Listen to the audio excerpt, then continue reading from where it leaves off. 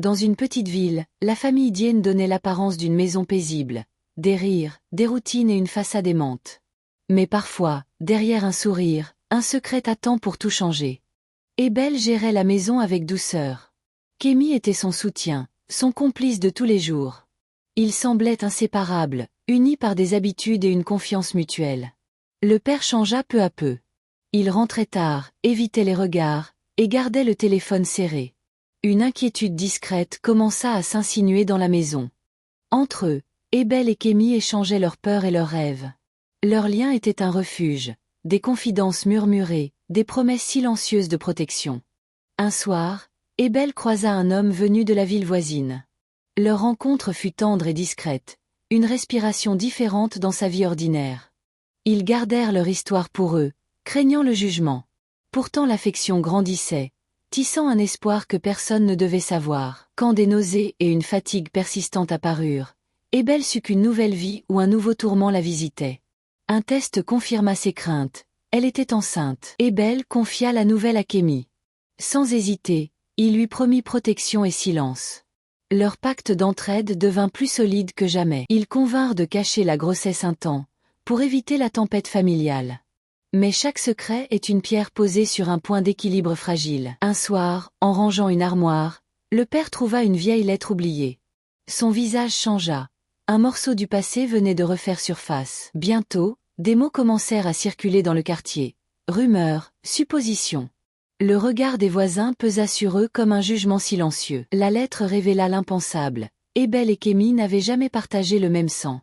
Leur mère avait adopté l'un des deux, un secret gardé pour protéger la famille. La vérité éclata. Le père se sentit trahi, la mère implora pardon. La maison autrefois sereine se déchira sous le poids du mensonge. Pour Abel, ce fut un double choc, la filiation révélée et la peur pour l'enfant qu'elle portait. Elle sombra un instant, puis se releva, animée d'une volonté farouche. Sous le coup de la colère, le père la blâma pour les erreurs supposées de la mère. Ses mots furent durs, injustes. Abel sentit l'abîme s'ouvrir. Dans un accès de rage, il l'obligea à quitter la maison. Enceinte, le cœur brisé, elle prit un petit sac et s'en alla dans la nuit, sans savoir où aller. Une voisine compatissante, Mama Diarra, ouvrit sa porte. Elle offrit un toit, un repas chaud et des mots qui cicatrisent. Abel trouva un abri temporaire et de la chaleur humaine. Mama Diarra devint un pilier. Entre conseils et remèdes traditionnels, Abel retrouva peu à peu force et dignité. La solidarité la renvoya vers la vie. Le père poursuivit ses menaces, coupant les ponts. Kémy tenta d'apaiser, mais la rancœur fit des ravages. La fracture familiale semblait parfois irréparable. L'homme de la ville qui aimait Abel n'abandonna pas. Il soutint en silence, médicaments, argent discret, rendez-vous médicaux. Son soutien était humble mais réel. À la clinique, on leur annonça que la mère et l'enfant allaient bien. Ce simple mot redonna à Abel courage et clarté pour envisager l'avenir. Les raisons du mensonge familial se dessinaient. Dettes anciennes, alliances difficiles, une décision faite autrefois pour protéger. Le quartier commençait à comprendre. Kémy resta aux côtés d'Abel, fidèle et déterminé. Ensemble, ils choisissaient désormais la vérité et l'entraide plutôt que le silence et la peur. Quand la nouvelle se répandit, certains jugèrent, d'autres offrirent leur aide. Abel affronta les regards publics avec dignité, soutenu par ceux qui la respectaient. L'homme de la ville proposa un nouveau départ, loin des jugements, reconstruire ensemble, offrir un futur à l'enfant. C'était une promesse lourde de sens. Abel ne voulut pas fuir par peur. Elle accepta l'aide, mais exigea autonomie et respect. Elle construirait sa vie selon ses propres termes.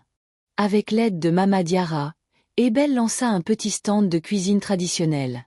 Ses plats parlèrent pour elle. Sa réputation grandit grâce à sa générosité et son travail. Le jour de l'accouchement fut un mélange de douleur et d'allégresse. Un cri nouveau traversa la salle. Un enfant était né, et avec lui, une promesse de renouveau. Le père, voyant sa fille devenue mère, sentit la honte et le regret l'envahir. Cet enfant, qu'il avait voulu ignorer, lui renvoyait la vérité de ses fautes. Il demanda pardon, maladroitement mais sincèrement. Abel accepta d'en parler, pas pour retourner en arrière, mais pour construire un futur où la vérité et le respect priment. La vie ne s'efface pas des erreurs passées, mais elle offre des chemins de réparation. Ébelle devint entrepreneur, mère aimante et symbole de force, la preuve que la vérité, même douloureuse, peut conduire à la renaissance.